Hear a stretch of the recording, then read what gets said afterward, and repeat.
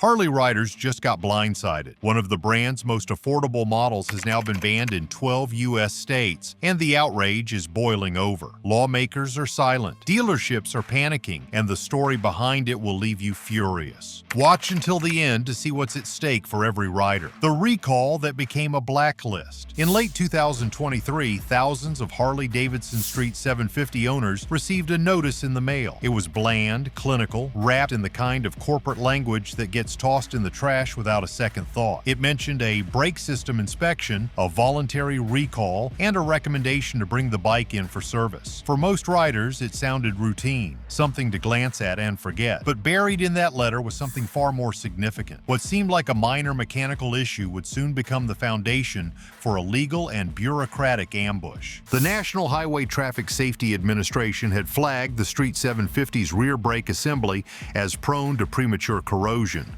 On its own, this wasn't especially alarming. Vehicle recalls happen all the time. But in the case of this Harley, the recall was tied to years of complaints and a growing file of unresolved safety investigations. Behind closed doors, multiple state safety agencies were beginning to see the Street 750 not just as a fixable flaw, but as a systemic liability.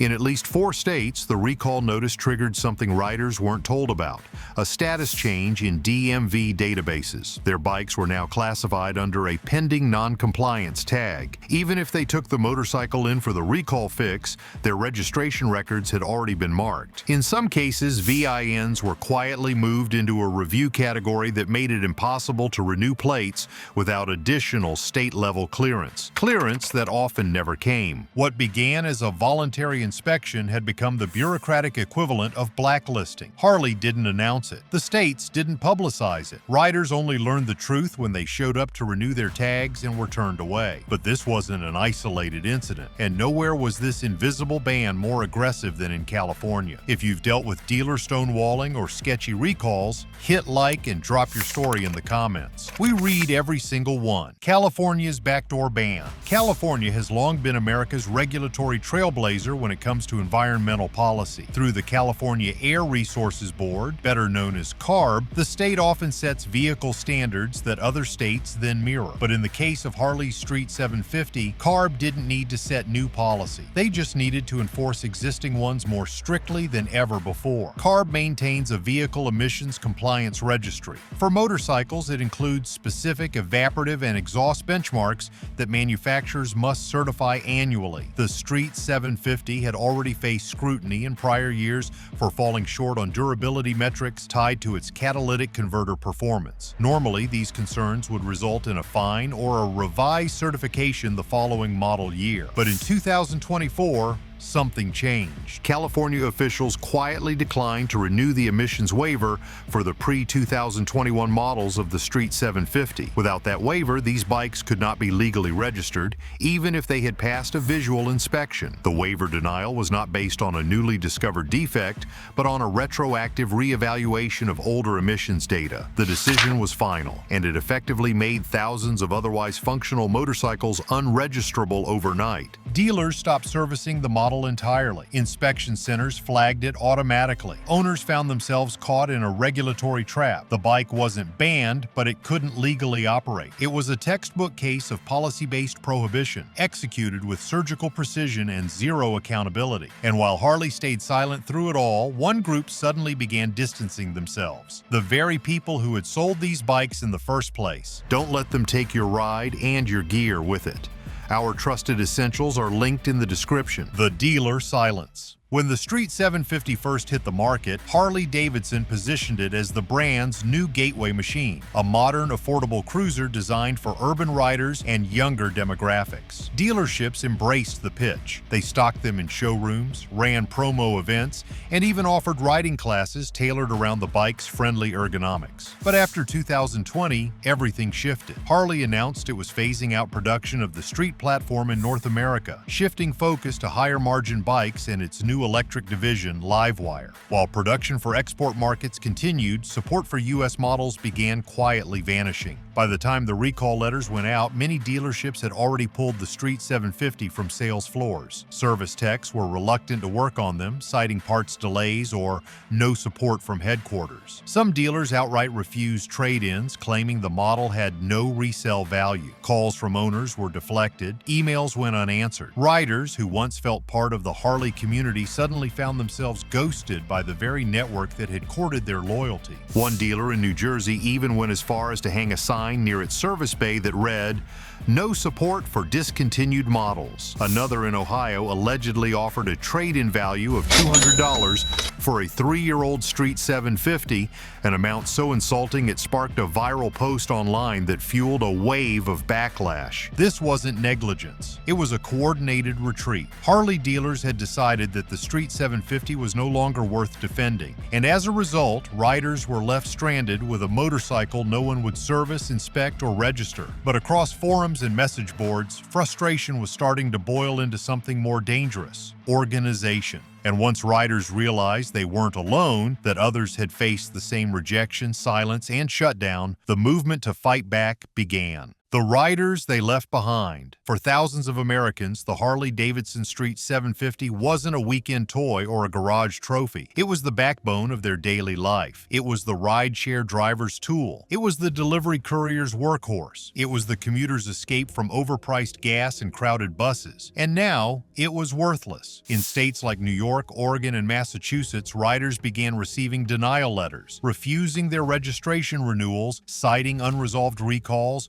or environmental non-compliance. Some didn't even know a recall had been issued. Take Miguel Alvarez, a 33-year-old restaurant worker in Queens who used his 2017 Street 750 to deliver food 6 days a week. When his DMV denied his inspection due to pending manufacturer service campaign, Miguel took it to a Harley dealership, only to be told the recall fix no longer guaranteed registration. "They said it's not their problem anymore," he said. "I asked them to buy it back. They offered me $400. $400 for a bike I still owe on." Stories like Miguel's echoed across Facebook and Reddit. Riders in California reported being turned away at emissions testing centers. One woman in Maryland was told her bike was no longer recognized as street legal, despite passing all safety inspections. Insurance companies began sending policy termination notices, citing model-wide risk classifications. Some banks even flagged the bikes as impaired collateral, triggering repossession threats. For many, the Street 750 had been a way to climb out of poverty, a low-cost, fuel-efficient machine that promised freedom and stability. Now it was a liability. Riders were effectively trapped, unable to ride, unable to sell, unable to recoup even a fraction of their investment.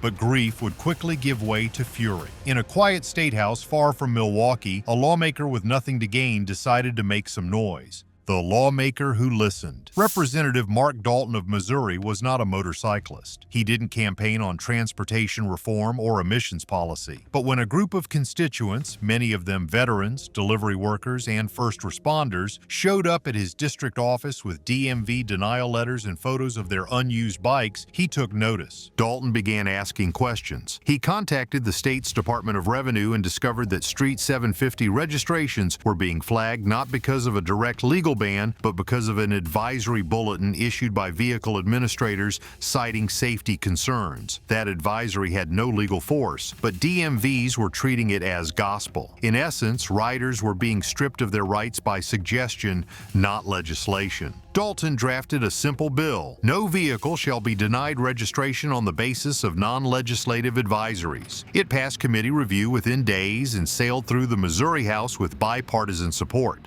The governor signed it within 2 weeks. But Dalton didn't stop there. He used his platform to contact lawmakers in Arizona, Texas, and Florida. He urged them to investigate similar enforcement patterns. When Missouri reversed its enforcement stance, it became a symbol. Bikers from other states pointed to the decision as proof that the bans weren't inevitable. They were political choices. Local Harley dealerships, caught off guard, began distancing themselves from the controversy. "We had no idea riders were being treated like this," said one store store manager in St. Louis. "We've been told very little from the top, but the truth was about to surface. And it wasn't from the government. It was from Harley-Davidson itself." But what happened next exposed Harley's deepest secret. A leaked internal email shattered the silence and confirmed what many riders had feared all along. The Harley email leak. Harley didn't warn its customers because it already moved on. The email was timestamped February 3rd, 2023. It came from a senior product strategy manager at Harley's Milwaukee headquarters and was forwarded to regional dealers with a subject line that read, "Sunset Model Support Roadmap." Buried 3 paragraphs deep was a sentence that changed everything. Effective Q4, no further service escalations or emissions appeals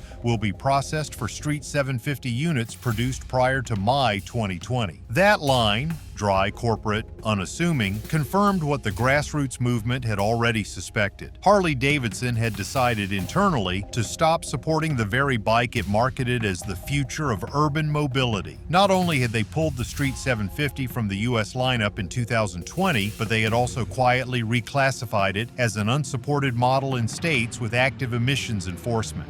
Attached to the memo was a PDF strategy brief outlining Harley's market pivot. It described the Street Series as low-margin legacy products and advised dealership regions to transition prospective trade-ins to live-wire and high-margin adventure touring categories. One footnote even referred to entry-level riders as non-core prospects with low long-term conversion value. In other words, the people Harley once courted with promises of accessibility, affordability, and American pride were now seen as expendable, not worth the effort, not worth the brand. This wasn't just corporate coldness, this was abandonment, planned, deliberate, and hidden. And that memo wasn't just cold. It set off a chain reaction across the industry. As the dust settled, a deeper war began to unfold, not just about one motorcycle, but about the future of the entire industry. The death of small displacement. For decades, small displacement motorcycles were the heartbeat of rider entry in the United States. They were affordable, approachable, and practical. Machines like the Harley-Davidson Street 500,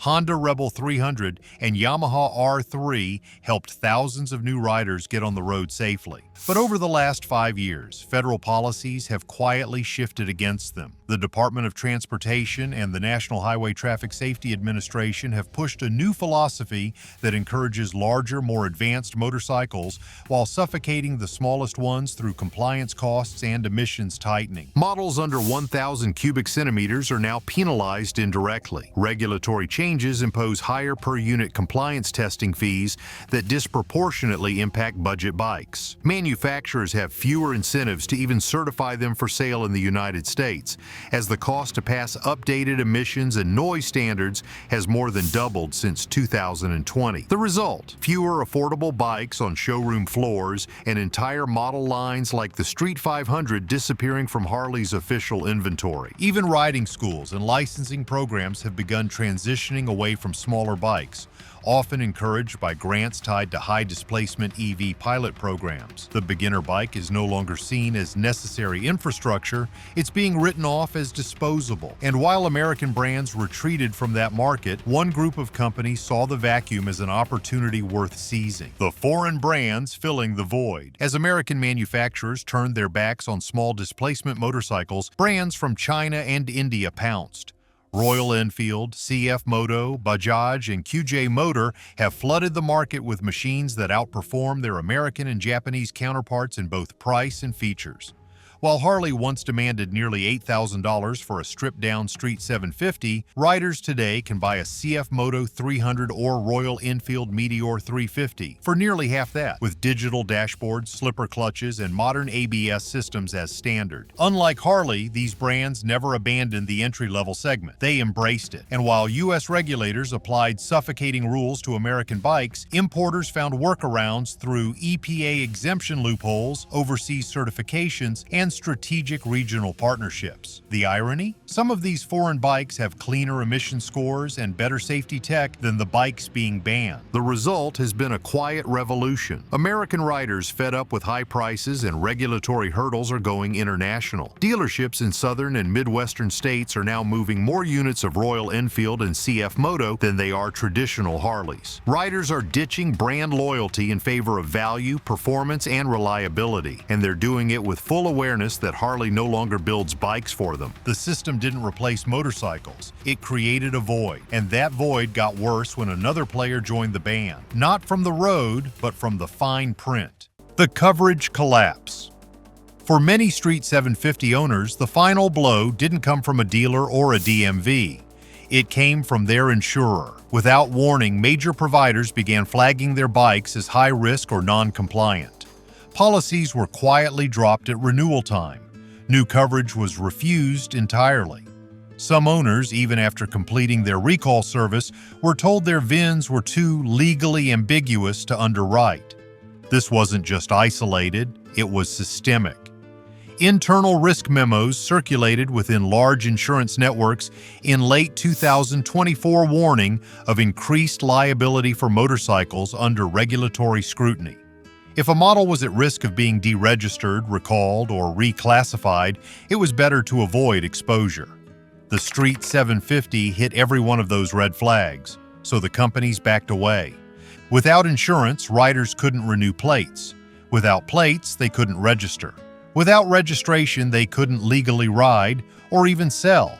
And in many states, an uninsured bike is automatically considered non-operational and subject to additional local restrictions or fees. This wasn't a ban. It was something more insidious. It was a quiet erasure. Riders woke up to find their bikes had no legal standing, no coverage, no resale value, and no path forward. And as the policies lapsed and VINs were blacklisted, a new wave of pressure was rising. Not from riders, but from Washington itself. The committee that heard the riders. It took 12 states banning a Harley for Congress to notice. But when they did, the reaction was swift, quiet, and deeply calculated. What began as frustration in biker forums had turned into a coordinated campaign. Riders who had once only argued in comment sections were now calling congressional offices, emailing Department of Transportation officials, and organizing through advocacy groups. The push was no longer informal. It was targeted. Motorcyclist political action committees, once dormant, lit up with fresh donations. Their mission: force a response. Within weeks, formal complaints had been filed with both the Environmental Protection Agency and the Department of Transportation. They accused state agencies of circumventing consumer rights through regulatory technicalities and asked for federal guidance to override inconsistent bans. To Capitol Hill, staffers used to complaints about gas prices or potholes. This was something new. Thousands of owners across the country were being told they could no longer legally ride or sell the very bikes they'd purchased in good faith. Congressional aides took notice, not because the issue was viral, but because it was organized. Internally, a handful of committee staffers began compiling a timeline of events: the recall notices, the emissions enforcement, the insurance denials, and the dealership refusals. The paper trail was damning, and then came the subpoenas. Industry insiders from Harley's compliance division and regional dealerships were quietly called in to testify under closed-door inquiry. The staff wasn't just asking if emissions rules had been violated, they were asking whether Harley had known and done nothing while regulatory pressure built. The bikers weren't alone anymore. They had the ear of Washington. But that attention came with new pressure, because the moment Congress started sniffing around, the financial world followed. Just as hearings were being planned, something else began to shift on Wall Street.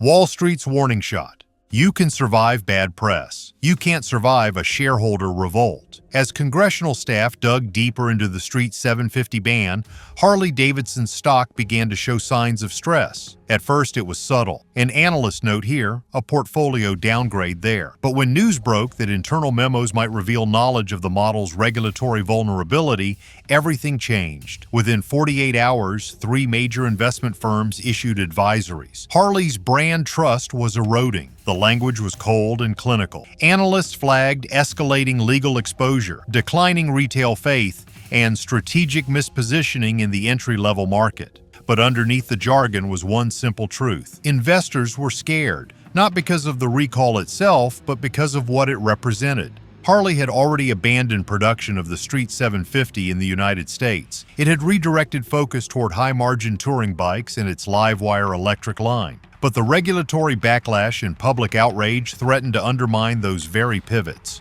questions poured in from institutional investors. Why were thousands of Street 750 owners unable to register their bikes? Why were dealerships refusing service? And why was Harley silent through it all? Behind the scenes, investor calls turned tense. Some board members reportedly began questioning whether the company had moved too quickly to discard its entry-level segment. Others worried that the Livewire initiative, costing over $100 million, might now look like Harley was abandoning real riders for speculative EV prestige. The recall debacle, once seen as isolated, was now part of a larger trust crisis. But the blow that followed didn't come from New York or Washington. It came from overseas.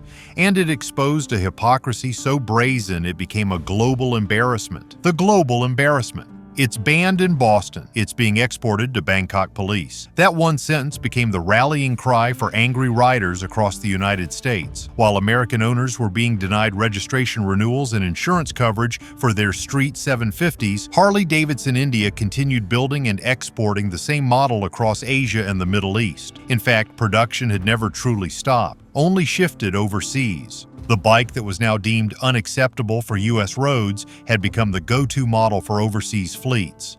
In Thailand, it was issued to the National Traffic Enforcement Unit. In Vietnam, it was being used by highway response teams, and in Australia, police departments were reportedly testing it for urban patrol programs. The irony wasn't lost on American bikers. How could the same vehicle be environmentally unfit in California and yet safe enough for a police motorcade in Delhi? Photos began circulating online. Officers in Jakarta standing next to new, pristine Street 750s, models nearly identical to the ones being deregistered in New Jersey. Riders took to social media, posting side-by-side images of denial letters from their local DMVs next to footage of the bikes in use overseas. The contrast was explosive. What had begun as regulatory frustration now boiled over into national shame. Harley's response? Silence. The company continued promoting its electric ambitions and foreign partnerships while dodging questions about the model's double standard. For riders back home, that silence felt like a final insult. They were no longer just victims of policy. They were proof that American customers had become second class to the very brand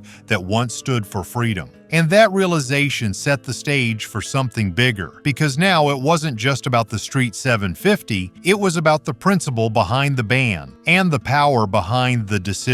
Want real stories like this before anyone else? Subscribe now, because next time, your bike might be next. The fight for transportation freedom. They banned a Harley. What's stopping them from banning yours? That question hit a nerve, and not just among bikers. Civil liberties groups, small business owners, rural advocates, and libertarian think tanks began seeing the Street 750 debacle as a warning sign. It wasn't just about emissions or safety recalls anymore. It was about who gets to decide what you're allowed to drive. In states like Missouri, Utah, and West Virginia, legal foundations began filing suits on behalf of affected riders. The argument? That state agencies had overstepped their authority by banning a federally legal vehicle through non-legislative policy.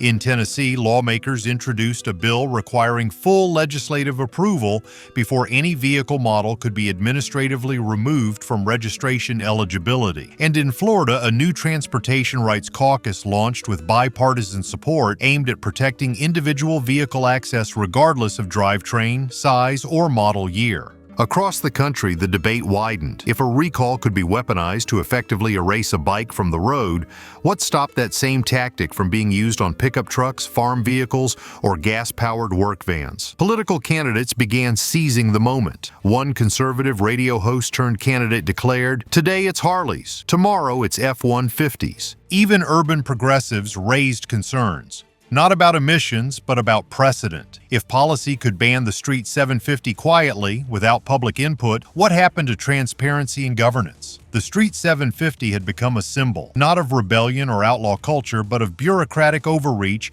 and the fragility of consumer rights. And the fight was no longer just for those few thousand riders who got burned, it was for everyone who believed freedom on the road was more than a sales slogan. Because what just happened wasn't about one model. It was about who controls your keys. If this left you stunned, wait till you see what kind of bikes people are still riding, with zero clue how bad they really are. In our next video, we're breaking down some of the dumbest motorcycles still on the road and exposing the truth behind the hype. So like, comment, and subscribe, then watch Motorcycles Only the Dumbest People Own, because what you don't know about your bike could be way worse than a recall.